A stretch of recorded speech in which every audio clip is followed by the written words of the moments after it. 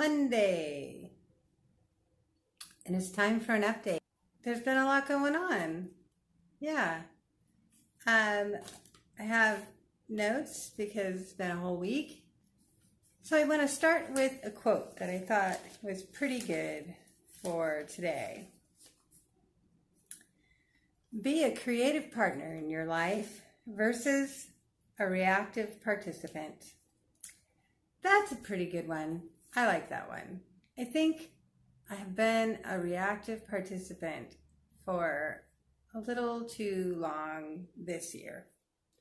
It hadn't been my normal mode of operandi for a while, but this year I think I settled into that routine of just feeling like I didn't necessarily have much control. And now I think it's time that I need to be a creative partner in my own life. So my current focus is developing my ability to be fully honest with myself. So going through this past week and my therapy and the food addicts and recovery meetings and just my own reflections and meditations, I think, like a lot of people, that I am not as good at being completely honest with myself as I would like to believe. That's where the phrase "would like to believe" comes from in relation to yourself. Because we have dysmorphia about what we look like and how we think and what we do and our own roles that we play in our own lives. And it's normal, human nature. This is what we tell ourselves.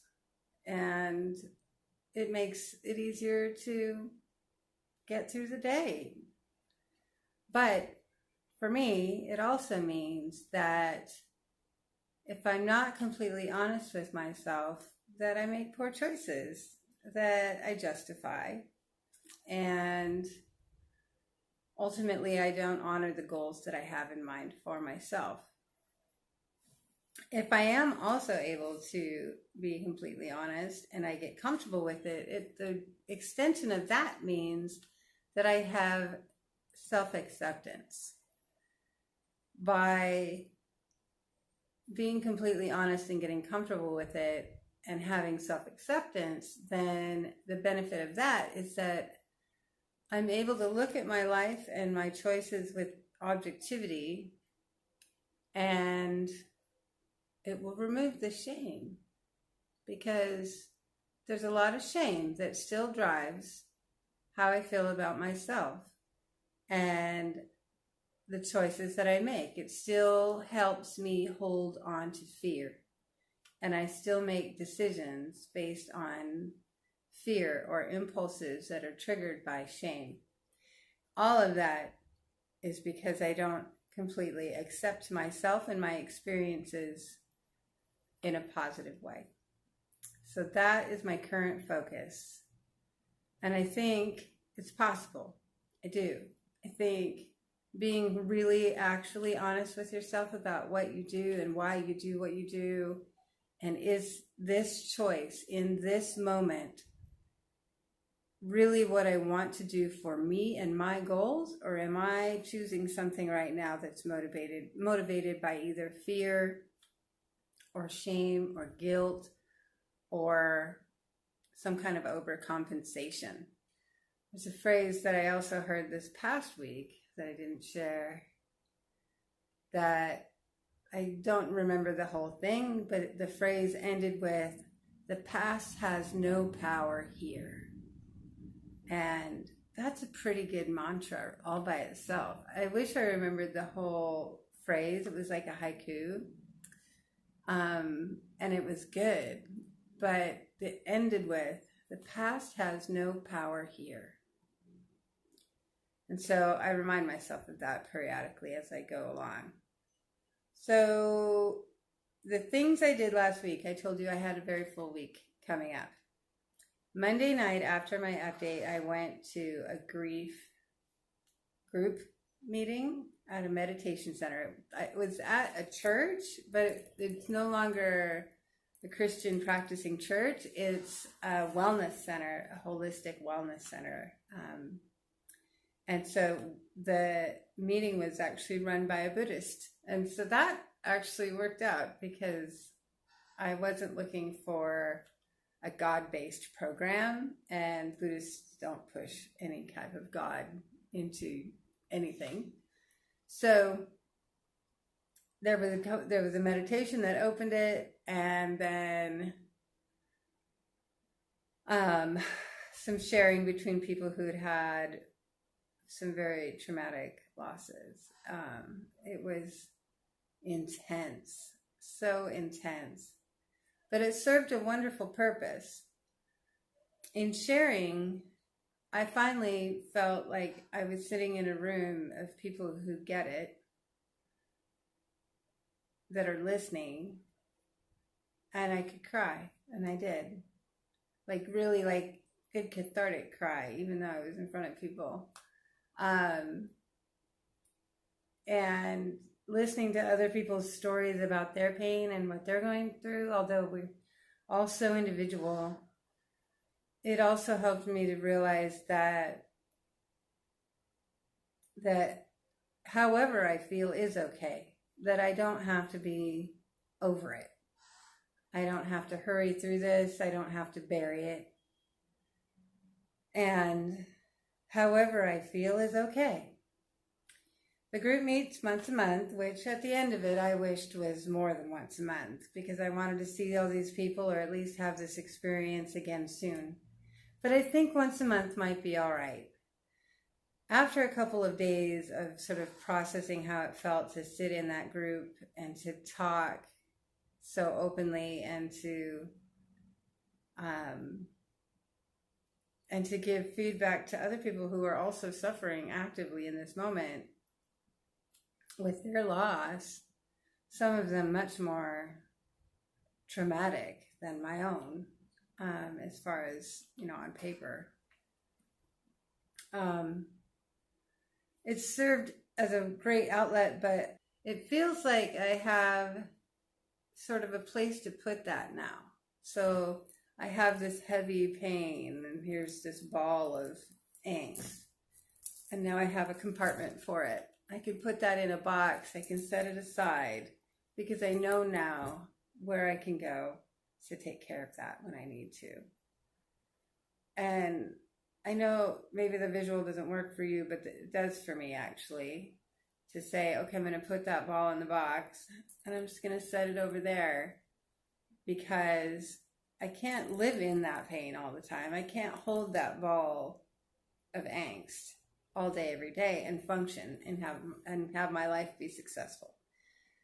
And compartmentalizing it in that way, knowing that I do actually have an outlet, it feels like the right thing. So that served a much more effective purpose than I expected for a couple of hours in a room with some people I didn't know. Tuesday, I had the writers class with the women's group from long ago. And that was really good, actually. It was a writer that guested at it. And she and I talked afterwards, and she's even available if I end up feeling like I need an editor. I do still continue to write. I'm probably at 80,000 words. This is a novel now, so it will need editing because that's a lot. But after the class, I definitely had some information that will be very useful in looking at my book and figuring out how it should be put together, as far as flow and cohesiveness. Wednesday should have been meditation class, but by then I was a bit worn out, so I skipped it. I decided with everything that's going on that I'm going to hold off on the second level meditation class until another month. They do them monthly, so I'll choose a different month and pick it back up. because I think I just need to focus on some other more individual things. And honestly, I'm really happy with where I'm at as far as my meditation practice. So I will continue to meditate, and I do. I still do my mornings and my evenings, which brings me to Thursday. So Thursday, I went to another Food Addicts in Recovery meeting, and some of the same people as Saturday were in that meeting, and some people that I had not met were. I wanted to find out how it felt to go to an evening during the week meeting. And it was okay. That particular location is a little awkward to get to and get back from in a reasonable, at a reasonable hour on a weeknight when I go to bed so early and get up so early. So I don't know if I'll do that meeting on a regular basis, but it is available and I like the group. Friday night, didn't do any meetings, stayed home with my sweetie. And then Saturday morning, I went back to the original Food Addicts meeting. And some of the same people were there, some new people were there, and I joined. So I am now officially a food addict. It's hard to say. But by joining, that means that you reach out for a sponsor, just like AA. And so I did. I reached out to a sponsor. This beautiful girl. She seems like she could never relate to me because she's beautiful and so slim, and she just seems like she must always have been. But no, no. But the idea of getting a sponsor is you're supposed to choose someone that you can relate to at least a little, and that is essentially already where you want to go, and find out how they got there. And so I would like to be slim and healthy. And in the meeting on Saturday, she shared that she was available to be a sponsor, and also a little bit more about her story and her struggle. And she most certainly has not always been slim, and she certainly hasn't always been confident.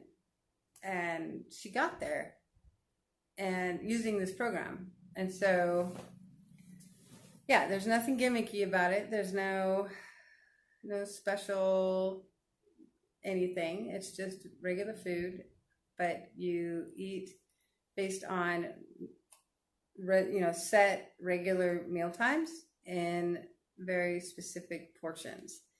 And part of the reason I'm attracted to that is I've never had a really good solid knowledge of what does a real portion of anything look like. I mean, you can look online and your protein should look the size of a deck of cards and whatever, but in practice, how does that work and how do you implement that? And that's what they're teaching me. And so with that, there's also no flour and no sugar. And so the flour thing, I'm actually doing great on because I cut out my bread so long ago. That's fine.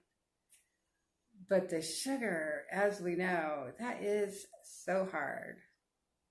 So getting back to my honesty with myself, my truth is that although I keep telling myself that I'm not going to eat sugar, I only made it about a week and a half without eating any sugar at all.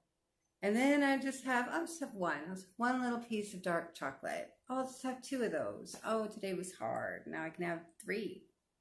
And so I had crept back up to a few chocolates each day. And that's no bueno. It's not going to make me get to the goals that I want. And so there's a ton of accountability in this program. And so I'm going to do it and see how dedicated I can really be and how honest I can really be with myself about my own choices and what I'm doing. This Sunday, I have registered for a really awesome class. So this is in line with the goal about acceptance and honesty. There's a book I believe it's called Radical Self-Acceptance. It could just be called Radical Acceptance. It's written by a woman named Tara Brach, Brach. And she's pretty well known in the self-help world. It's an all-day Sunday class on radical acceptance. And from what I can tell, it'll help me skill build on this personal honesty and acceptance and being objective about my experience and myself a whole lot better. So I'm kind of excited for that. It is all day. You go in at 10, you bring your lunch, you go all day long until like 3 or 4 in the afternoon. But I was excited to see that she was doing this class because I have heard of her and I have listened to her on podcasts. And she's also a speaker and meditation instructor on Insight Timer, which is the meditation app that I use.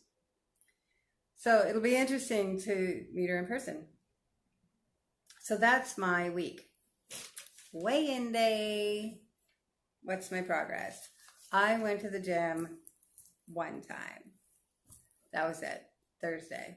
I just haven't been feeling it. I'm not as depressed as I was, but I just want to sleep, and I feel like I have so much going on with the nutrition changes and all the programs and all the things that I'm doing that I just don't want to wear myself out. I don't want to have so many things I'm working on that I just burn myself up. So one gym visit, no guilt. But for the week, I am down 2.1 pounds with only the one visit to the gym. So that is, for the whole endeavor, 35.1 pounds for the entire endeavor, 8.5 pounds in a month. So that is a good month. That's a healthy amount of weight, both in that I made a good move, but also I didn't make so much of a dramatic move that I'm making myself sick. But 8.5 pounds in a month, I don't know that I've lost that much since I first began. And I think really, again, it comes down to the sugar. So yeah, cutting the sugar. It's not easy at all.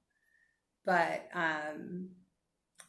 maybe with the support system, it'll become easier. They promise me that it will. So that's it. That's my whole update.